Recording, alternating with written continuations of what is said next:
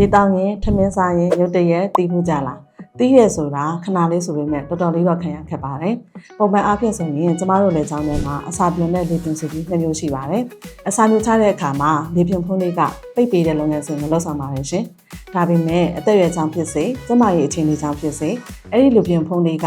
လှုပ်လှုပ်တာနှိမ့်သွားတဲ့အခါမှာတော့အစာဒါမှမဟုတ်အရည်တွေကအစာပြုံတဲ့ကိုဝင်ရောက်ရမယ်အစာလေပြင်းတဲ့ကိုမှားရင်ဝင်ရောက်သွားပြီးတီးတာအစဖြစ်ပါတယ်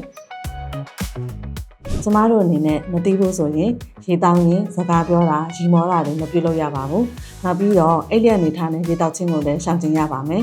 ။ကျမရဲ့အခြေအနေမျိုးကြောင့်အရည်တွေကိုမျိုးချဖို့ခက်ခဲတဲ့ဖိုးဖိုးဖွားဖွားတို့အတွက်တော့အရည်ရဲ့စစ်ပစ်လုံးကိုလည်းထိနေပေးဖို့လိုအပ်ပါတယ်။ Prior dispatch ကိုဖိုးဖိုးဖွားတို့တောက်မဲ့အရည်တွေကိုထည့်ရဖြောပေးခြင်းအပြင်အရည်ရဲ့အယောင်အနံ့အရသာကိုပြောင်းလဲမှုမရှိဘဲရေကင်းကင်းနဲ့လွယ်လွယ်ကူကူမျိုးချနိုင်အောင်ကူညီပေးနိုင်ပါတယ်။အားလုံးပဲဘေးကင်းကျန်းမာကြပါစေရှင်။ Display နဲ့ပတ်သက်ပြီးသိလိုတဲ့အကြောင်းအရာများကို comment မှာမြင်မြန်ခဲ့နိုင်ပါတယ်။နောက်ဗီဒီယိုတွေမှာအားလုံးနဲ့ပြန်လည်ဆုံတွေ့ပါမယ်နော်။